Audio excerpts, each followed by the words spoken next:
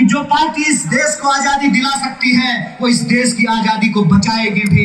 और आने वाले दिनों में हमारा एक ही संकल्प है, संकल्प ये है कि इस देश के राजनीतिक विमर्श में न्याय की पुनर्स्थापना करना है।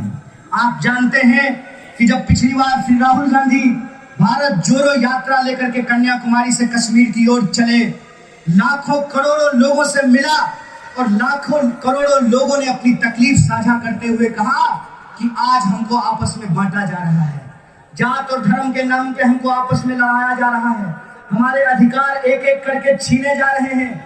आप नफरत के बाजार में जो मोहब्बत की मुहिम लेकर के चले हैं, हम आपके साथ चलना चाहते हैं। और जो लोग इश्क से उस यात्रा में शामिल होने के लिए गए, पूर्व से उस यात्रा में शामिल होने के लिए गए, उन्होंने अपील किया कि अगर आप दक्षिण से उत्तर की तरफ जा रहे हैं तो आपको पूरब से पश्चिम की तरफ भी जाना चाहिए।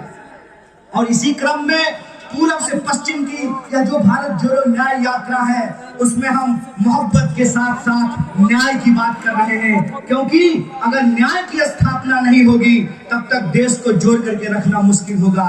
इसीलिए भारत जोड़ो न्याय यात्रा अपने 5 न्याय के संकल्प को लेकर के चल रही है। और वो 5 न्याय का संकल्प है युवा का न्याय, भागीदारी का न्याय, नारी का न्याय, किसानों का न्याय और श्रमिकों का न्याय। और यह जो 5 न्याय है, इस 5 न्याय से इस देश को शक्ति मिलेगी और इस देश की शक्ति के लिए हम संघर्ष कर रहे हैं और इस संघर्ष में हर हाल में हमारी जीत होगी। इसी आशा और विश्वास के साथ आप तमाम लोग जो यहाँ आए हैं कि आप न्याय योद्धा बन करके इस संघर्ष को आगे बढ़ाएंगे।